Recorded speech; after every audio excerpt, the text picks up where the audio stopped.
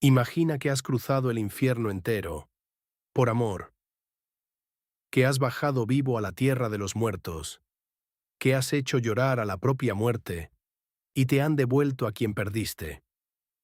Solo te piden una cosa, una sola, no te vuelvas a mirarla, hasta salir a la luz.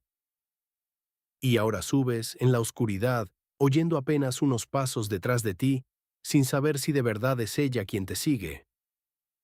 Dime una cosa, ¿tú aguantarías? ¿Subirías sin volverte una sola vez? Esta es la historia de Orfeo y Eurídice, la historia de cómo el amor más grande del que hablan los mitos se perdió en una sola mirada. Quédate hasta el final, porque todo, absolutamente todo, se decide en los últimos pasos. Acércate al fuego. Aquí contamos las historias que el mundo lleva miles de años sin poder olvidar. Si te gustan los relatos que todavía duelen, este es tu sitio. Suscríbete y siéntate. Empezamos. Mucho antes de la pena, hubo música. En la tierra de Tracia vivía un hombre llamado Orfeo, hijo de la musa Calíope, y tocaba la lira como no ha tocado nadie, ni antes ni después. Unos dicen que el don se lo dio el propio Apolo, otros que era suyo desde que nació. Da igual de dónde viniera. Cuando Orfeo cantaba, el mundo entero se detenía a escuchar. Las fieras salían del bosque y se tumbaban mansas a sus pies. Los ríos paraban su corriente. Los árboles arrancaban sus raíces y se acercaban despacio. Hasta las piedras, dicen, se movían para oírle mejor. Imagina ese poder. Imagina ser capaz de tocar el corazón de cualquier cosa que respire, o que ni siquiera respire. Orfeo lo tenía todo, solo le faltaba a alguien a quien cantarle al oído. Y entonces la encontró. Se llamaba Eurídice. Y a su lado, por primera vez, Orfeo no quiso encantar al mundo, solo quiso quedarse quieto y mirarla. Se casaron, y aquel día, cuentan, las cuerdas de su lira sonaron como nunca, no para domar a las fieras, no para parar los ríos, sino solo de pura alegría.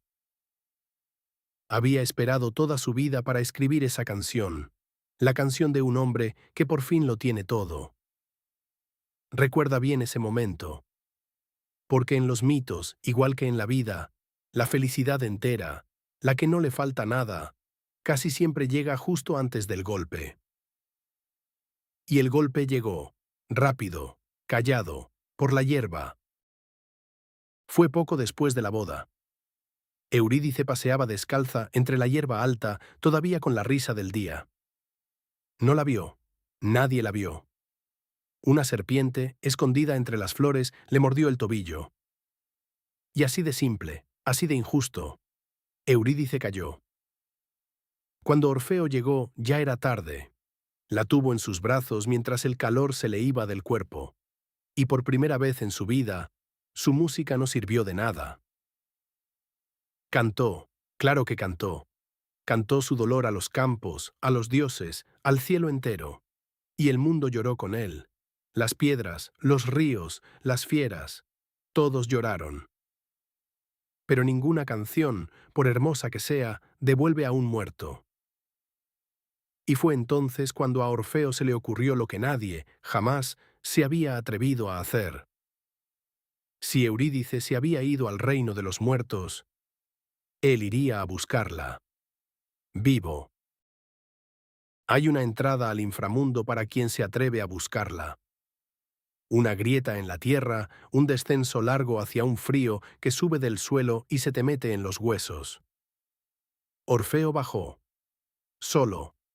Con su lira al hombro y nada más. Abajo le esperaba la laguna de aguas negras y quietas, y Caronte, el barquero que cruza a los muertos, y solo a los muertos. A un hombre vivo le habría negado el paso. Pero Orfeo no discutió. Hizo lo único que sabía hacer. Tocó. Y el barquero, que ha visto pasar a todos los muertos del mundo sin mover un músculo, bajó la mirada y le dejó subir a la barca. Más adelante, Cerbero, el perro de 3 cabezas que guarda la puerta para que nadie salga, se quedó callado al oírle. Y según fue avanzando por el reino de las sombras, algo imposible empezó a ocurrir. El inframundo entero dejó de sufrir. Cuentan que la rueda en la que giraba Ixión se detuvo, que Tántalo, condenado a una sed eterna, se olvidó del agua, que hasta los muertos, que ya no sienten nada, sintieron algo parecido a una lágrima. Toda la muerte se paró, para escuchar a un hombre cantar por amor. Y así, Orfeo llegó hasta el final, hasta los 2 tronos, ante Hades, señor de los muertos, y ante Perséfone, su reina. Orfeo no suplicó, no gritó, solo cantó la verdad. Cantó que el amor también es un dios y de los más antiguos. Cantó que todos, tarde o temprano, terminamos en aquel reino. Que Eurídice volvería a ellos algún día, sin falta. Solo pedía que se la prestaran un poco más. Unos años, los que les habían robado. Y si no, entonces que se quedara él también, porque no pensaba volver sin ella. Dicen que fue entonces cuando ocurrió lo que jamás había ocurrido. Que las mejillas de Perséfone, la reina de la muerte, se mojaron de lágrimas. Y el propio Hades, que no conoce la piedad, dijo que sí. Eurídice podía volver al mundo de los vivos, pero con una condición. Una sola condición. Eurídice subiría detrás de él, en silencio, y Orfeo caminaría delante, hacia la luz, sin volverse a mirarla ni una sola vez. No hasta haber salido los dos, del todo, a la luz del sol. Si miraba antes, la perdería para siempre. Y Orfeo empezó a subir. Imagina ese camino, la oscuridad delante, el silencio detrás. No oía sus pasos, los muertos no hacen ruido al andar. ¿Y si Hades le había engañado? ¿Y si subía solo, como un tonto, hablándole a la nada? ¿De verdad estaba ella ahí? Cada paso era una batalla contra esa duda. Subió, y subió. Resistió más de lo que tú o yo habríamos resistido. Y entonces vio la luz. La salida, ahí delante. Lo había conseguido. Y fue justo ahí, a un paso del final, cuando no pudo más. Se volvió. Y la vio. La vio, sí. Por un instante, sus ojos se encontraron. Pero ella aún estaba en la sombra. Y Eurídice, sin un reproche, tendiéndole los brazos que ya no podían alcanzarle, se desvaneció, arrastrada de nuevo hacia la oscuridad. Lo último que Orfeo oyó de ella fue un adiós. Tan débil que apenas llegó a sus oídos. Orfeo se quedó mirando la oscuridad donde ella había estado. Quiso bajar otra vez, corrió hacia la barca. Pero esta vez Caronte no se ablandó, ni la música más hermosa del mundo le abrió ya las puertas. Se le permite a un hombre cruzar el infierno por amor. Una vez. Una sola. Orfeo volvió al mundo de los vivos, pero ya no le quedaba mundo. Vagó solo, sin cantarle a nadie, durante mucho tiempo. Y al final encontró su propio final a manos de las Ménades de Tracia, que lo despedazaron. ¿Por qué lo hicieron? Eso ya lo cuentan de muchas maneras. Pero escucha bien esto, que es lo más hermoso de todo el mito. Arrojaron su cabeza y su lira al río Ebro. Y mientras la corriente las llevaba, la lira seguía sonando sola. Y la cabeza de Orfeo, ya sin cuerpo, seguía cantando. ¿Y sabes qué nombre cantaba? Eurídice. Eurídice.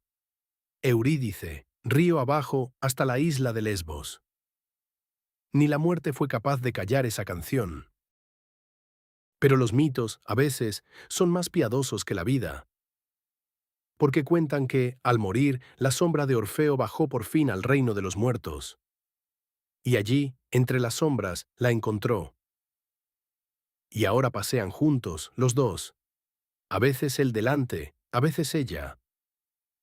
Y esta vez, Orfeo puede volverse a mirarla todas las veces que quiera. Ya nunca la va a perder. ¿Sabes por qué seguimos contando esta historia 3000 años después? Porque todos llevamos dentro esa misma mirada, esa mezcla de amor y de duda, las ganas de volverse a comprobar que lo que más queremos sigue ahí detrás. Orfeo no miró por desconfianza, miró porque la quería tanto, que no pudo soportar no verla un segundo más. Dime una cosa, aquí abajo, en los comentarios. ¿Tú crees que miró por amor o por miedo? Te leo a todos. El fuego se apaga por hoy, pero los mitos nunca mueren. Vuelve mañana, que aún quedan muchas historias por contar.